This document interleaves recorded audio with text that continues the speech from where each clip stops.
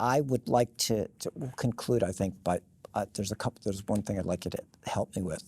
So I want to tell my parents a good way that they should eat to stay healthy, and I want to be practical about it. So what should I tell them they should eat for breakfast, for lunch, and for dinner?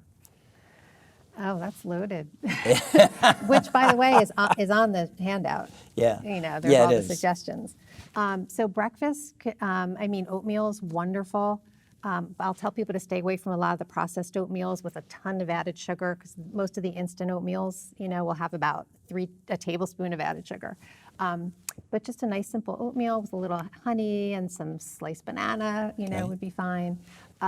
Or How about egg? eggs, you could scramble some eggs. I try to encourage people to have a little bit of vegetables if they're throwing in some spinach or some mushrooms or something, to have that. Yep. Slice of toast, you could smash some avocado on it.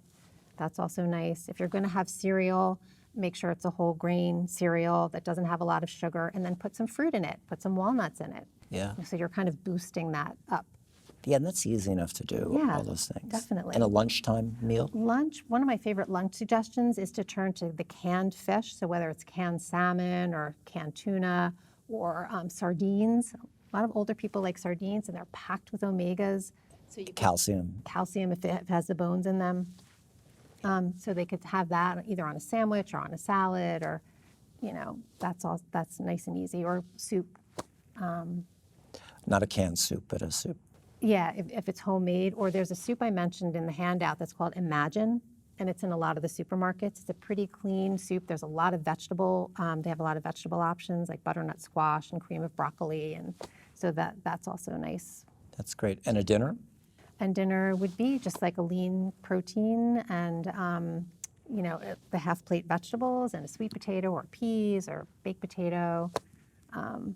Can you overeat vegetables? Can you become obese if you eat too many vegetables? It would be hard to become obese if you overeat vegetables, but I tell people you can overeat anything. Yeah. And you don't want to eat till you feel uncomfortably full. That's very damaging to the body and to the digestive system. So even if it's healthy, you want to never overeat.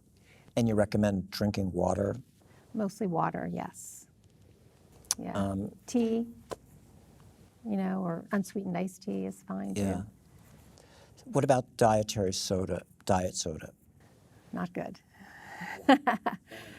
Chemicals, all the artificial sweeteners, which, can have a lot of side effects, plus all the studies coming out about its effect on metabolic syndrome. Yeah.